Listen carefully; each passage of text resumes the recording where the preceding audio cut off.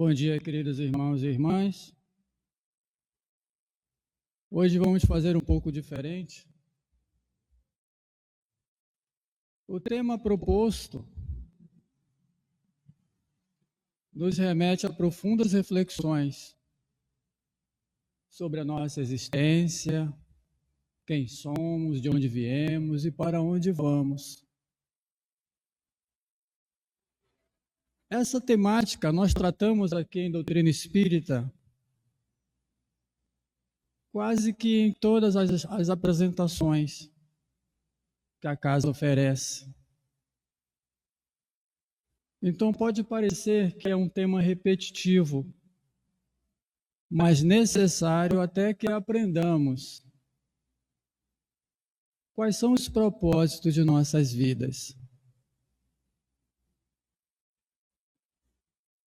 Alguns conceitos são importantes a gente relembrar. Alguns de nós crê na existência de Deus. Alguns de nós defende a ideia de uma divindade. Mas poucos de nós ainda não compreendem qual o significado disso para a nossa existência. Não por acaso Kardec perguntou à espiritualidade que é Deus e não quem. Então nós vamos ficar com um conceito que Jesus nos apresentou. Deus é Pai que ama a todos os seus filhos, sem exceções. Esse é um conceito importante. Se nós entendermos isso, todo o resto seria mais fácil. Mas em algum momento da nossa existência, nós esquecemos que Deus é Pai, que é todo amor, que é todo bondade e que é todo justiça. E quando chega na questão da justiça, aí que o negócio fica complicado. Porque nós queremos individualizar a justiça divina. Por que, Senhor, só comigo que acontecem essas coisas? Por que eu sofro tanto? Cada porquê que a gente questiona, nós estamos diretamente questionando Deus. Então nós precisamos entender esse conceito. O outro conceito que eu falei é o de justiça divina.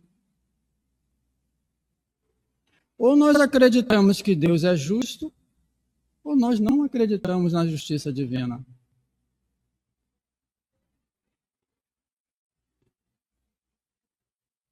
E como a gente descrê disso? Porque nós acreditamos numa coisa chamada penas eternas. Você pecou, e por ter pecado, você vai perecer no inferno para o resto da eternidade. Isso é que foi nos passado. Por isso que é importante você entender a divindade. Por isso que é importante você entender as palavras do Cristo. Quem é o Pai cujo filho lhe pede um peixe, ele dá uma pedra, uma coisa assim.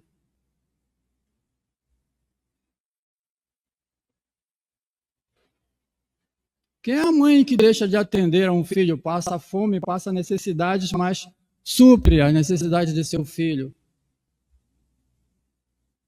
E Jesus nos lembra, se nós aqui na Terra temos esse carinho, esse cuidado com os nossos filhos, imagine o Pai de todos nós.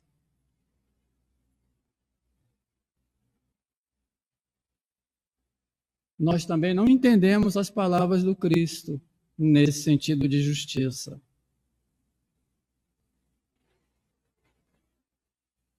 E outro conceito que a gente vai trabalhar hoje é o de expiação moral.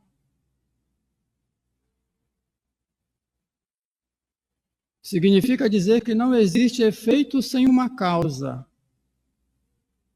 E desde que admitamos que Deus é justo, a causa há de ser justa, mesmo que a gente não saiba qual é a causa. Isso nos leva a uma virtude fundamental, a humildade. Humildade não tem nada a ver com humilhar-se. Humildade é submeter-se às leis de Deus. E um outro conceito que nós vamos tratar é o da imortalidade da alma.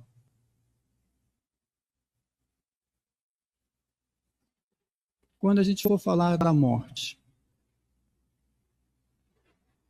Então, adentrando já no tema, as penas futuras sobre o Espiritismo. O que são penas? Nesse sentido aqui, estamos nos referindo aos castigos, às punições. Eu joguei pedra na cruz. Eu, na minha ignorância, dizia que eu produzia a coroa de espinhos. Então, na nossa ignorância no sentido de desconhecer qual é a verdade, a gente solta essas pérolas para justificar as nossas falhas.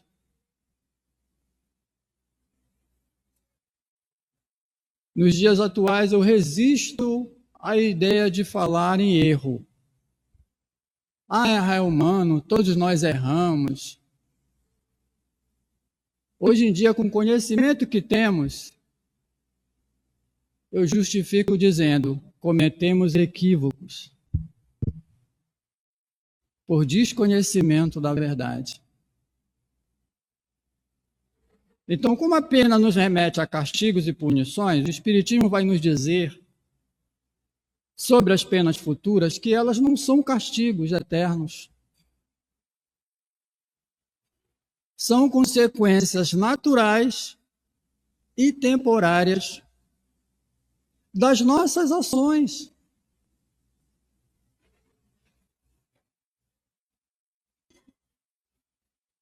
Vejam, se nós vivemos num planeta que nós em Espiritismo chamamos de provas e expiações, porque na escala espírita nós temos mundos imperfeitos, mundos primitivos, mais atrasados que o nosso planetinha chamado Terra. Temos mundos de provas e expiações semelhantes ao nosso e temos muitos mundos mais elevados que o nosso, que já alcançaram a perfeição relativa. A perfeição absoluta, repetindo o que já falamos outras vezes, só Deus o é. E qual é o modelo de perfeição relativa que nós temos como referência? Jesus.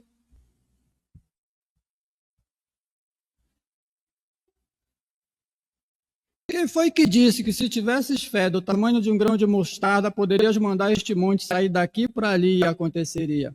Foi Jesus que falou.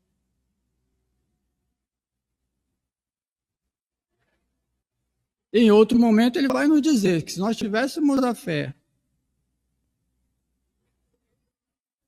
nós poderemos fazer tudo o que ele fez e muito mais. Toda a mensagem do Cristo se refere ao futuro.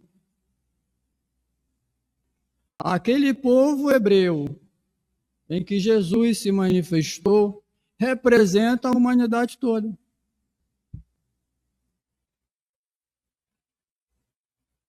Peguem, por exemplo, a passagem que eles vagam pelo deserto 40 anos. Pega esse tempo, coloca no tempo de Deus, que é a eternidade, e a humanidade está nesses 40 anos, nesse processo evolutivo para alcançar No caso deles lá, 40 anos, a terra prometida a Canaã. No caso nosso, que é a realidade de humanidade, a tal da perfeição, que Jesus chamava de o reino de Deus. É questão de interpretação. Por isso que o nosso trabalho aqui é de reflexão.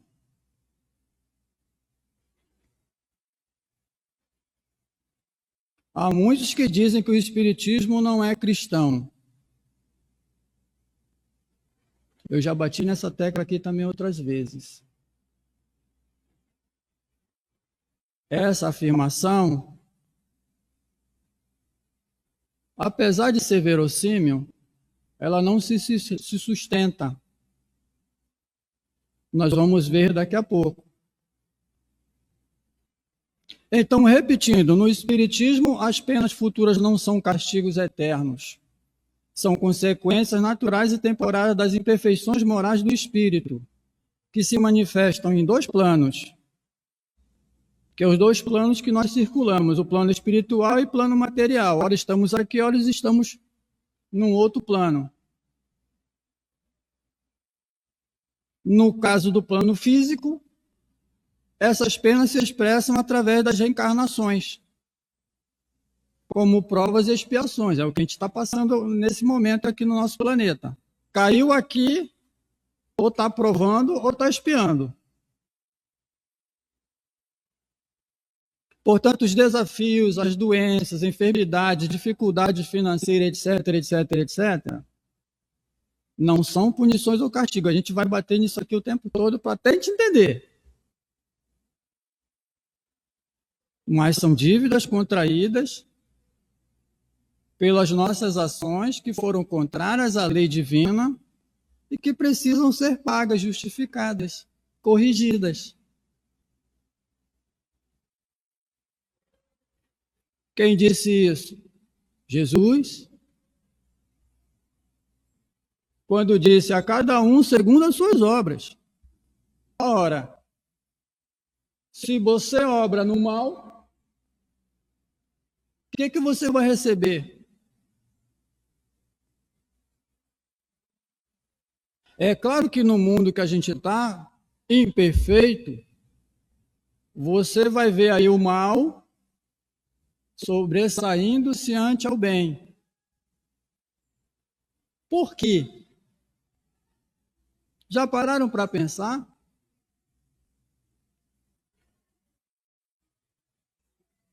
Outro dia um pensador me lembrou que nós, humanidade terrena, não passamos um ano sem um conflito bélico, sem uma guerra. Seja aqui na África, em casa, no meu condomínio, entre nações, entre religiões. A gente não passa um ano de sossego. Porque é característica do nosso mundo imperfeito. Imperfeito. Quando nós evoluímos, que é o nosso trabalho aqui, quando nós evoluímos, nós vamos viver aquilo que está lá no Apocalipse. Eu vou lembrar daqui a pouco. Aquilo que Jesus falou.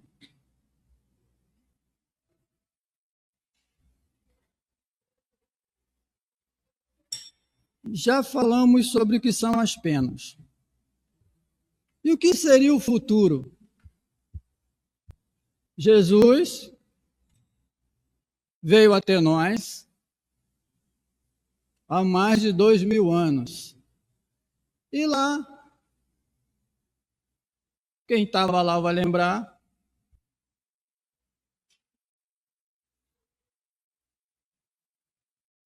ele nos falava de um tempo chamado eternidade.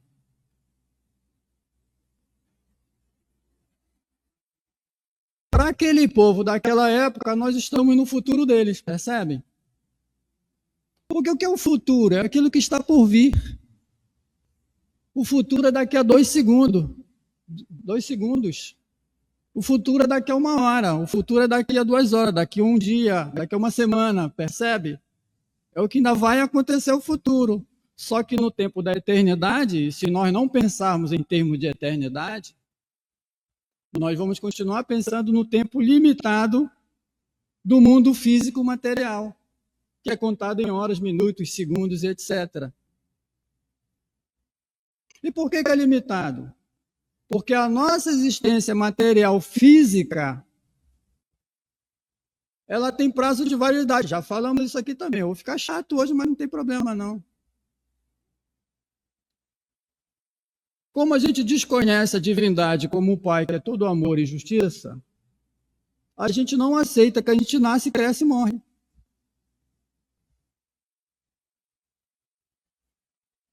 Agora um movimento dizendo que a morte não existe. Tudo bem. Cemitério também não existe.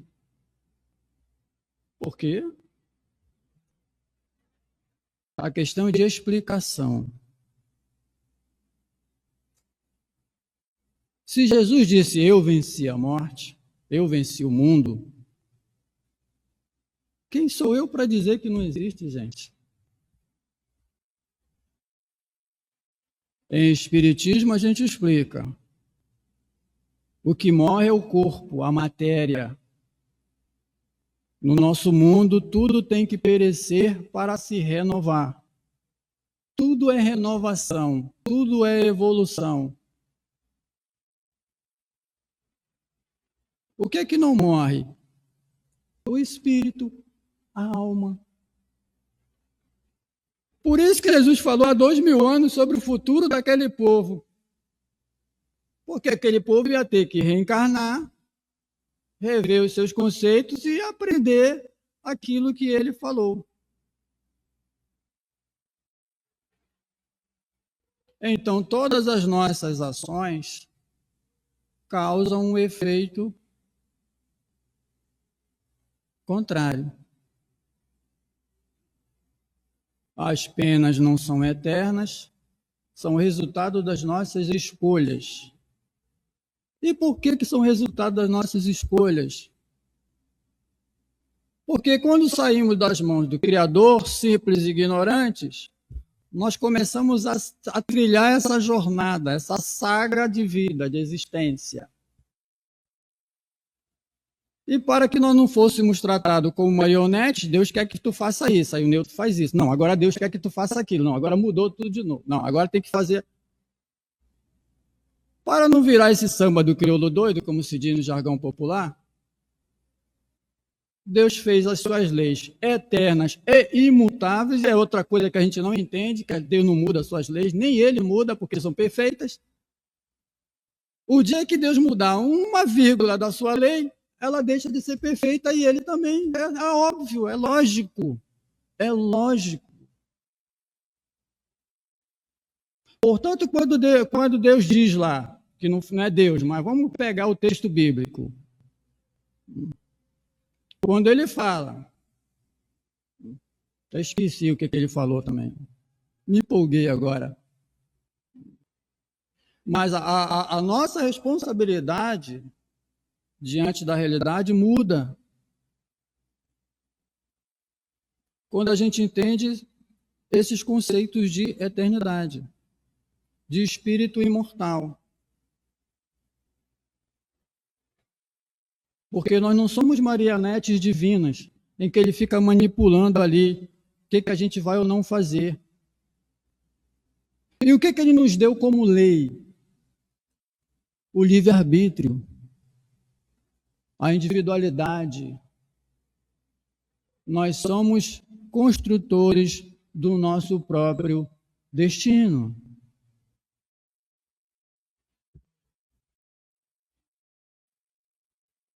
Se assim não fosse, nós não seríamos livres.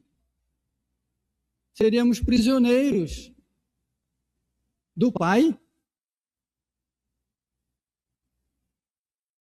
Percebe como é contraditório o conceito que a gente tem de acredita em Deus, mas pensa diferente dele? Então, todas as nossas ações, eu já falei, vai acarretar uma consequência. Se as nossas ações forem ruins, as consequências também serão ruins para nós.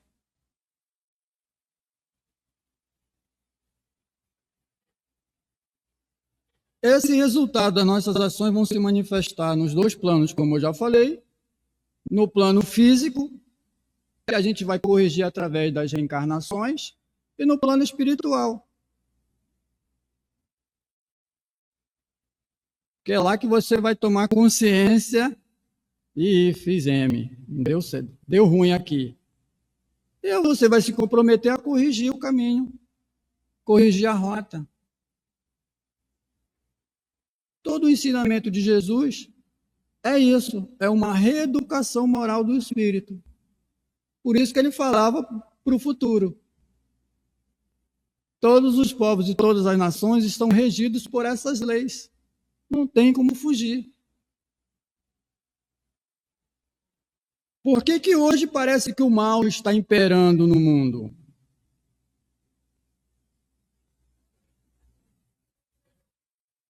Lembram da parábola do joio e do trigo?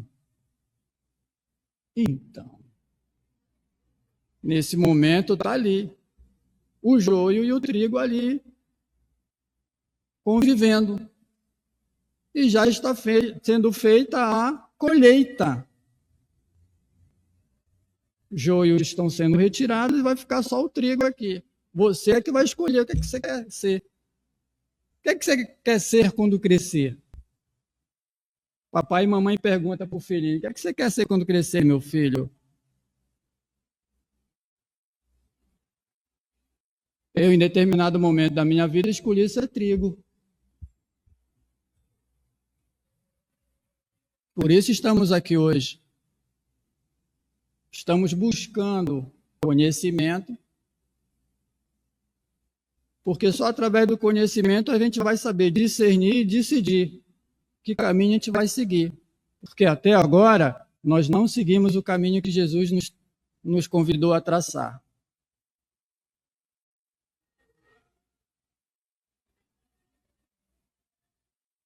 Para exemplificar essa lei de causa e efeito, nós vamos lá em João 18, capítulo 18, versículo 10.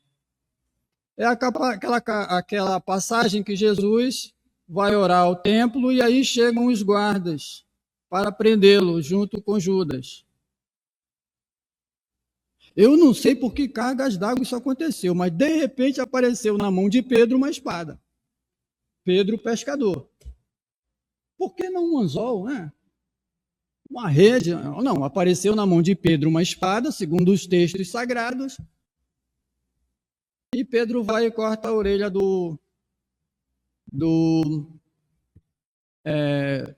eu anotei aqui, do servo do sumo sacerdote, porque eu usava a imagem do soldado romano, e não, era um servo do sumo sacerdote, chamado Malco. E aí Jesus imediatamente o repreende. Olha como Jesus falava de futuro. Quem com a espada fere, com a espada será ferido. A lei de Italião não funciona para nós aqui, eu com ele aqui, não. É uma lei de reparação. Fez. Você vai passar pelas consequências dos seus atos e em seguida você vai ter que corrigir o mal praticado. É da lei. As penas futuras, segundo o Espiritismo, são processos de aprendizado. Decorem isso aí.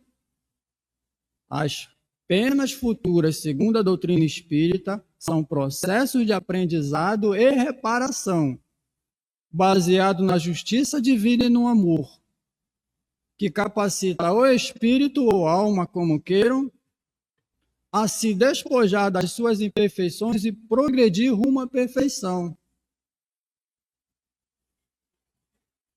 Isso aqui é o roteiro.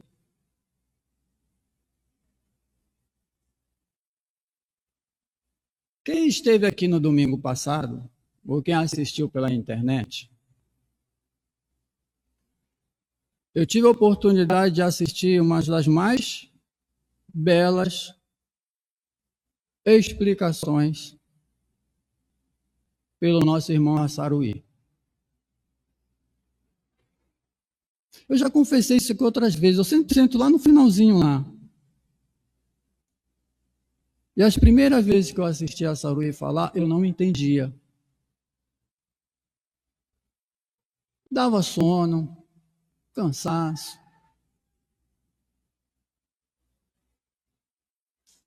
Quando a gente aprende a ouvir, lembra de Jesus? É para quem tem olhos de ver e ouvidos de ouvir. Eu comecei a entender a profundidade do que este homem falava, este irmão. E domingo passado eu achei que foi brilhante. Espero que ele não esteja nos ouvindo agora. Porque, vejam, ele nos lembrou das 3 revelações das leis divinas ou universais. Primeiro veio Moisés. As leis hebraicas da época, eu acho que eram mais de 300. Com certeza mais de 200 leis que o povo hebreu tinha que cumprir. Moisés reduziu para 10, os 10 mandamentos. E a Saruí nos lembrou que Moisés veio nos trazer a seguinte mensagem: o que fazer? O que é que nós tínhamos que fazer para alcançarmos a terra prometida? Na segunda revelação veio Jesus. Bom, nós já sabíamos o que fazer. Jesus veio nos dizer como fazer.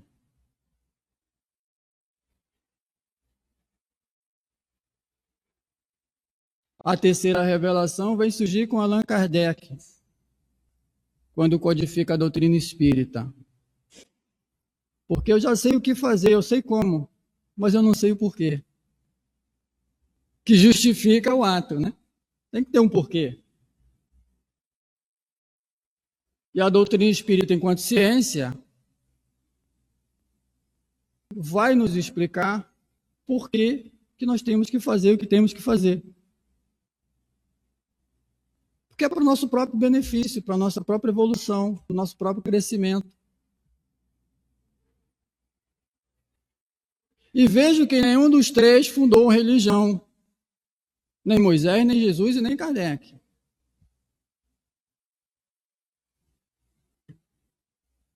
Mas como é que Kardec chegou à religião? Porque quando ele foi codificar, inspirado pela espiritualidade superior, em que ele foi elencar qual seria a moral espírita, ele percebeu que a moral espírita é semelhante à moral cristã. Como as religiões foram criadas a partir dos textos sagrados, ele fez o percurso inverso. Por isso que o espiritismo não é religião, como tradicionalmente se fala. O espiritismo chegou ao cristianismo por conta dessa semelhança da moral. E aí, quando Jesus disse lá que mandaria o Consolador, que ficaria entre nós, e o Espírito de verdade, que relembraria a humanidade tudo o que ele falou, está falando de futuro de novo, percebe? E muito mais. É aí que entra a doutrina espírita. Com a ciência de observação e experimentação, vem explicar para nós o porquê da coisa. O como fazer, Jesus já disse. O que tem que fazer, Moisés já tinha falado. Nós só fazemos aqui em doutrina relembrar a humanidade de 2000 anos o que fazer. Por que fazer? Como fazer? Feita essa pequena homenagem a Saruí, vamos continuar aqui. Lá em João, em João capítulo 14, esqueci de citar, versículo 16 a 27, é onde está escrito lá, mas aquele Consolador, o Espírito Santo, que o Pai enviará em meu nome, esse vos ensinará todas as coisas e vos fará lembrar de tudo o que vos tenho dito. É o que a gente faz, lembrar o que Jesus falou, o tempo todo. Mas em João 14, 12, digo-lhes a verdade, aquele que crê em mim fará todas as obras que tenho realizado, fará coisas ainda maiores do que estas, porque eu estou indo para o meu Pai, que eu já falei. Outro conceito que é importante a gente entender, para derrubar essa teoria das penas eternas e compreender o futuro como um futuro de possibilidades, nós temos que falar de reencarnação, que é da lei. Não é criação espírita.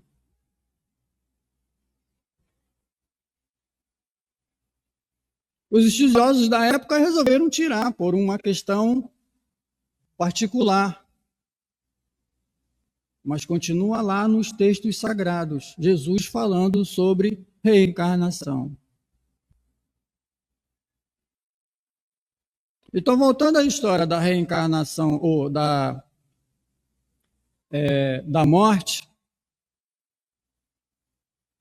como a morte não existe, nós vamos passar para um outro plano e vamos ficar lá, até que um dia aconteça a tal da ressurreição da carne. Esse dia nunca vai chegar, porque é contrário à lei.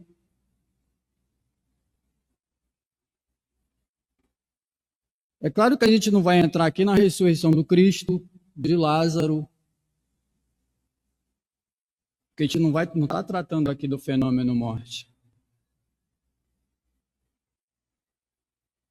Mas reencarnação, voltando a homenagear Saruí no domingo passado, assistam, por favor, quem ainda não assistiu. Deus é tão perfeito nas suas leis que não esqueceu de nada. Absolutamente nada. A reencarnação, como nos diz a Saruí, é um direito da humanidade. Nós precisamos de uma outra oportunidade, já que nessa não deu, pai. Não, filho, não se preocupa, você vai ter a eternidade para se corrigir, para evoluir. E como a jornada é individual, uns chegam lá mais rápido, outros demoram mais um pouco, outros ficam se atrasando.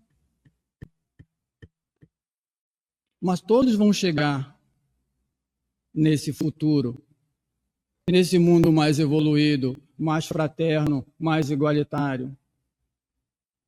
Então, como estamos vivenciando o joio com o trigo, nós temos essas experiências de maldade e de bondade.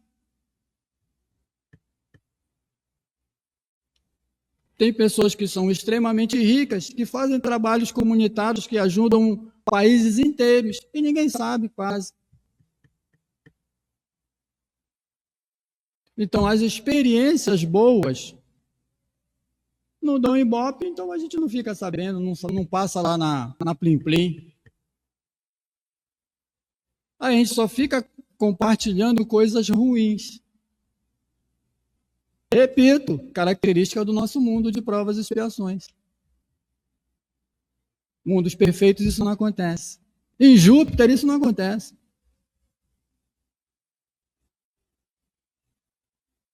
Voltando à reencarnação, em João 3, todo ele, Jesus estava à noite, olha a situação, e foi procurado por um doutor da lei chamado Nicodemos. Vocês lembram do encontro que nós tivemos aqui, que eu falei que a conversa de Maria com Cristo nas bodas de Caná não tinha nada a ver uma coisa com a outra, um falava um negócio, o outro vinha com outro negócio? Aqui é a mesma coisa. Jesus, sempre que abria a boca, era para ensinar alguma coisa para a humanidade. Sempre. Então, quando Nicodemos chega para Jesus e diz: Senhor, bem sabemos que tu és de Deus, porque ninguém faz o que tu fazes. O que é que Jesus diz? Não, realmente eu me sinto, hoje eu estou me sentindo filho de Deus. Não. Ele inverte a lógica de Nicodemos, doutor da lei, repito.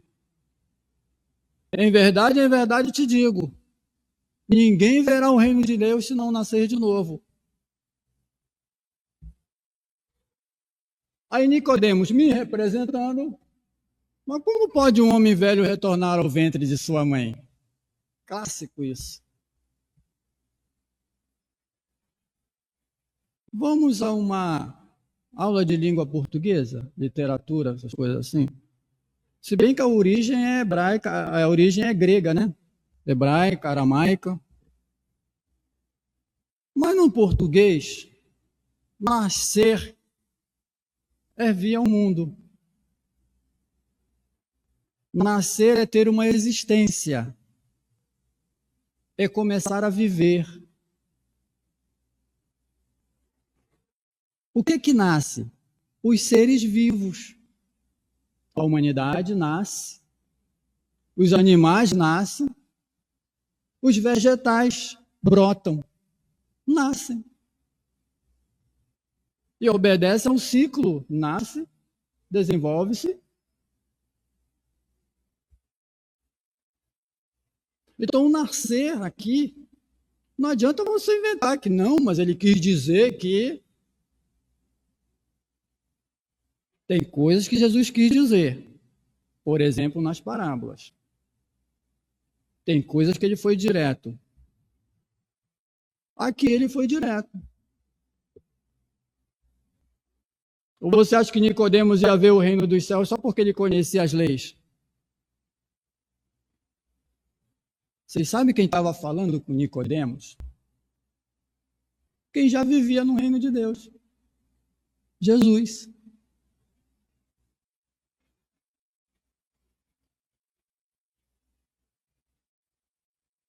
Então, pela lei de causa e efeito, a reencarnação, repetindo o que a Saruê nos lembrou, é um direito nosso. Então, não existe penas eternas. Existe correção de rota, de caminho, de escolhas. Quando você toma consciência de si, aqueles que combatem a lei de reencarnação que está nos textos sagrados, rebatem com os textos sagrados de Paulo. Aí eu pergunto, quem é Paulo na fila do pão antes de Jesus? Estou questionando Paulo, não. Mas entre a palavra de Paulo e a palavra de Jesus, eu fico com a palavra de Jesus. Paulo diz lá, ao homem está ordenado morrer uma única vez, e depois vem o juízo. E aí eles pregam que isso é negação da reencarnação. É só fazer a mesma coisa que te fez com a ideia do nascer. Pega o morrer. O que é que morre? Não é o corpo físico? E não morre só uma vez? Então Paulo está dizendo que não existe a ressurreição da carne. Nem simbólico, nem filosófico, nem biológico, nem químico. A ciência não tem como comprovar isso. Que não tem como. Ao homem está ordenado morrer uma única vez. Morreu, acabou. E depois vem o juízo, que é a consciência. Já falei isso outras vezes aqui.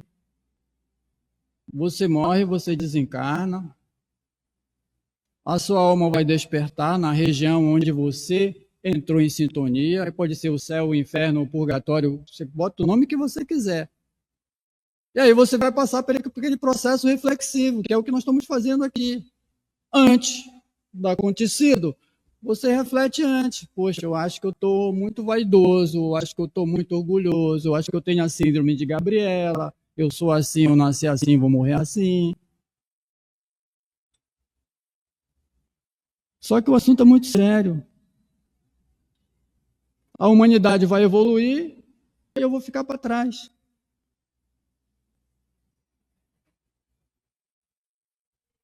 Quem gosta aqui de ficar em hospital, internado? Quem gosta de passar o dia na escola, sentado lá, ouvindo o professor expondo aquele negócio? Quem gosta de ficar dentro de um presídio trancado, tendo 1 hora para ver a luz do sol, anos a fio? Ninguém, gente.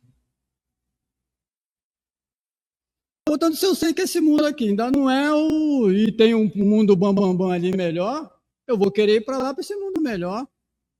Ah, mas existe a possibilidade de transformar isso aqui num mundo melhor. Então vamos transformar esse mundo melhor a partir da renovação íntima, o mundo interior. Cada um de nós é um mundo. É uma centelha divina. Esquecemos que somos centelhas divinas? Ah, mas e aqueles que. Não, aqueles são centelhas divinas. Por isso que é da lei também o tal do perdão. Perdoai os vossos inimigos. Mas lembra que eu falei? A gente adaptou o que Jesus falou para os nossos interesses individuais. O que não nos interessa, então perdoar os inimigos, vai dar não.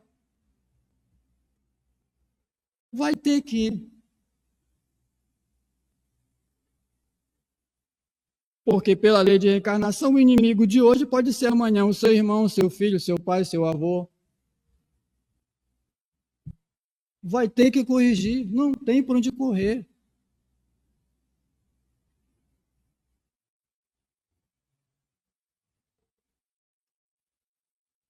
Para concluir,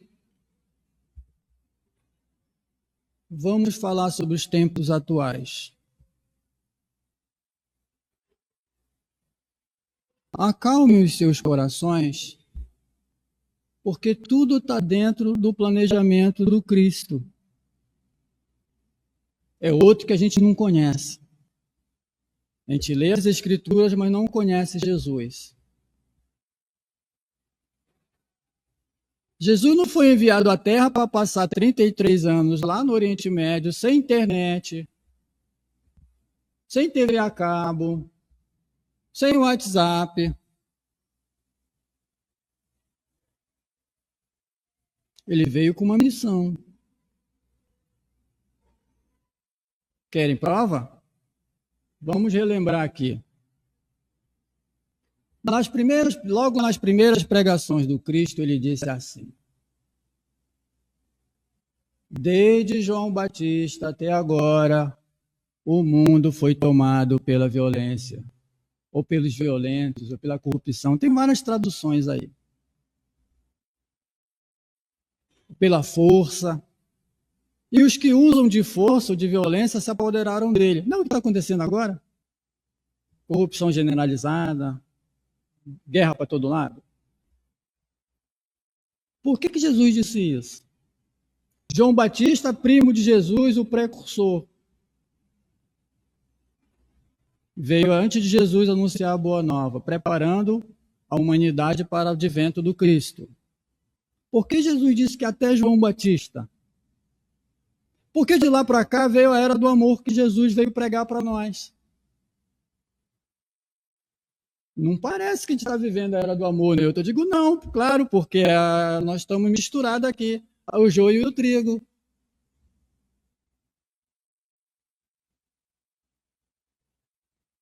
É aparente essa vitória do mal. O mal vai sucumbir ante o amor do Cristo. Por isso que em Espiritismo nós declaramos que Jesus é o nosso guia e modelo de virtude. É a nossa referência, não tem outra.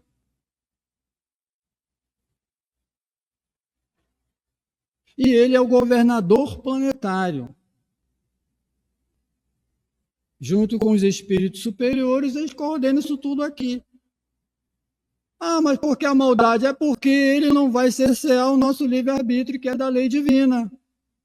A cada um segundo as suas obras.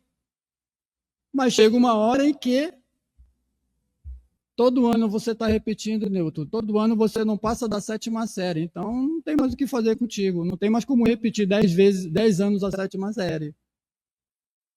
Ou tu vai para uma outra escola, ou vai ficar sem estudar. Nesse momento, parte da humanidade está indo para outra escola, para outro hospital. Que não vai mais poder ficar aqui.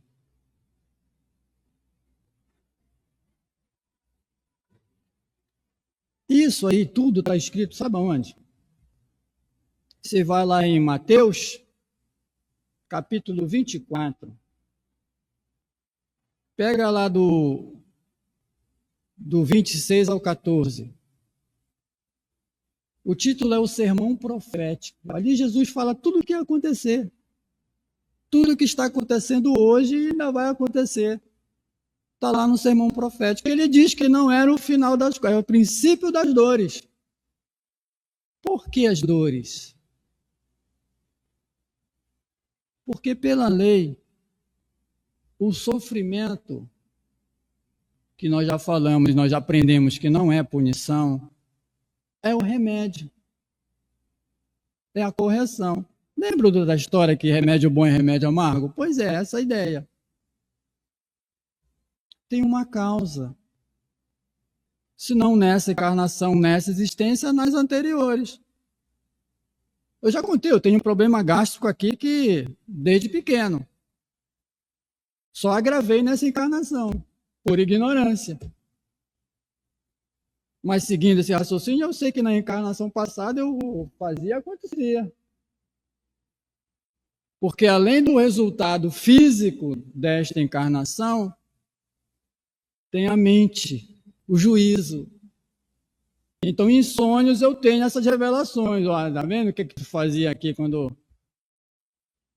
Newton, encarnações passadas, tu era o cão chupando manga, meu filho. E agora você tá aí com esse problema aí e vai aprender a conviver com esse negócio aí. Eu digo, tá bom, senhor.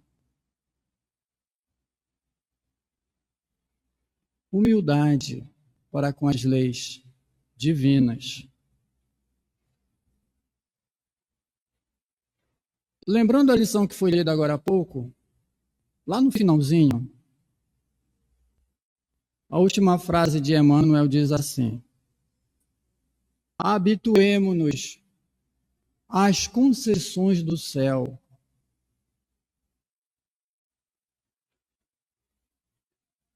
Eu sei que você, mãe, você, pai, vai responder que a coisa mais valiosa que você tem são os seus filhos.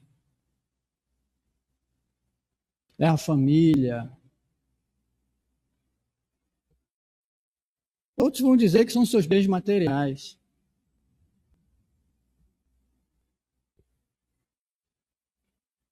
O bem mais valioso que possuímos, se a gente sair daqui entendendo isso, eu já me dou por satisfeito. O bem mais valioso que você possui, a joia mais rara, é a própria vida. A sua vida é o maior bem que você possui, porque você saiu das mãos do Criador e tem a eternidade para melhorar isso.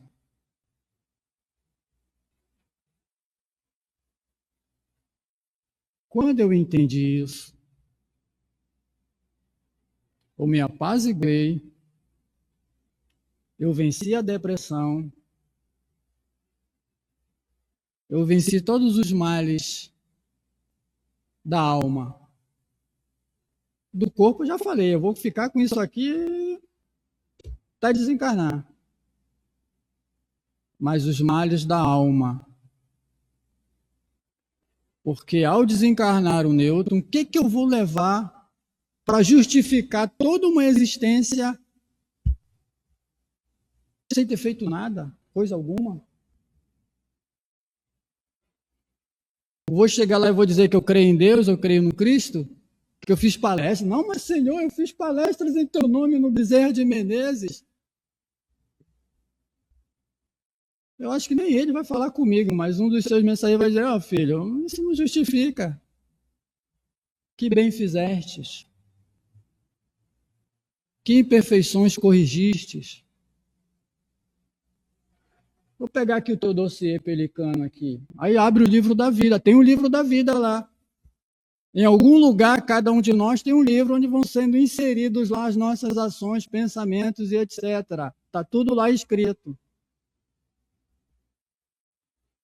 Quando ele diz orai em secreto, que Deus vê em secreto e ouve em secreto, a humanidade toda sabe o que a gente faz e deixa de fazer por conta dos nossos pensamentos. Então, queremos justificar a nossa existência, essa concessão divina, pregando a maldade, pregando a violência, o autocídio.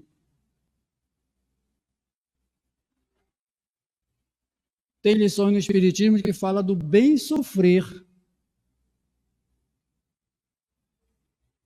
O bem sofrer é desenvolver esse senso de humildade. Tá ruim, mas vai melhorar. Tá ruim, mas vai melhorar. Amanhã é um outro dia. De quê? De oportunidade, de possibilidade de você fazer diferente. É de você falar com aquele porteiro que você não fala porque ele não vai com a sua cara. Dá bom dia. Eu sei que ele não vai me responder. O problema é dele, não é seu. O seu é de melhorar você com a humanidade. Ele representa um instante na humanidade. Uma característica humana nossa de imperfeição. Eu fiz isso com um porteiro lá do meu condomínio há anos. Até que um dia me respondeu. E aí? Eu me senti feliz, alegre, saltitante? Não. É um trabalho de reeducação da alma, do espírito.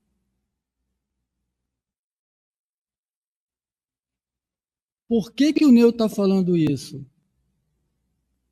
Porque uma das armas mais potentes que a gente tem de educação é aquela que Jesus nos apresentou. É através do exemplo. Uma coisa é você se achar uma pessoa boa. A outra coisa é você ser uma pessoa boa. Pedro era um homem bom. Mas ao longo da narrativa evangélica a gente percebe que ele tinha uns negócios ali esquisitos. Jesus foi reeducando Pedro. Até na negação ele disse, não, eu não vou te negar não, eu vou contigo até onde dá, até onde tu for. Não foi nem na metade do caminho. E se tornou um baluarte do cristianismo no mundo. Pedro, pescador. Eu já falei que cada apóstolo de Jesus, ele escolheu 12. Não foi por acaso que ele escolheu Judas. Cada um dos 12 representa uma característica nossa em humanidade. Pode ser em bondade, pode ser nas virtudes, bondade, caridade, fraternidade, ou pode ser nas imperfeições, orgulho, vaidade, ambição. Não tinha cobradores de impostos que seguiam Jesus? Então, cada um dos 12 representa uma característica nossa que a gente precisa corrigir se ela for ruim. Se ela for boa, a gente repete. Porque ele nos ensinou um exemplo ele nos ensinou a educação pelo exemplo. Então, se você crê ou não na palavra do Cristo, é um problema seu. Agora, se você não tem um comportamento condizente ou não se esforça para isso, é um problema nosso em humanidade. Porque tudo que você faz e tudo que você pensa reflete em mim. Porque somos frequências, somos sintonias, somos energias. neste mundo aqui. Portanto, nossos pensamentos aqui estão se cruzando o tempo todo,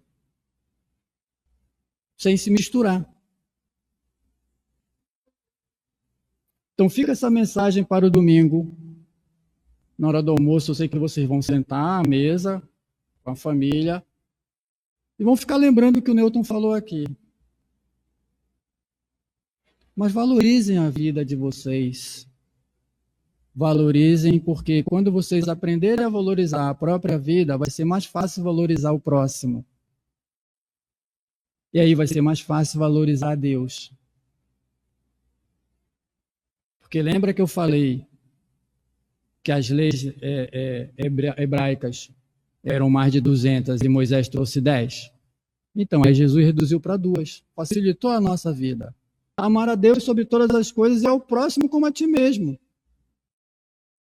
É só amar. É só aprender a amar. Através da prática da caridade, do perdão, da fraternidade, da compreensão. Eu ainda não aceito meu companheiro, mas eu já o compreendo. Já comecei a amá-lo.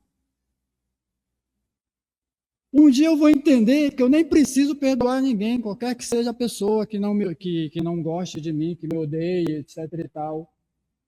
Que já não vou ter mais a necessidade do perdão, porque já amo. E deixar o outro a cada um segundo as suas obras. Eu espero que assim eu tenha tornado o domingo de vocês um pouco mais palatável. Aprendam a não reclamar do calor e nem do frio e nem da chuva, porque são dádivas divinas. E tenham todos um bom domingo e uma semana com Jesus. Muita paz.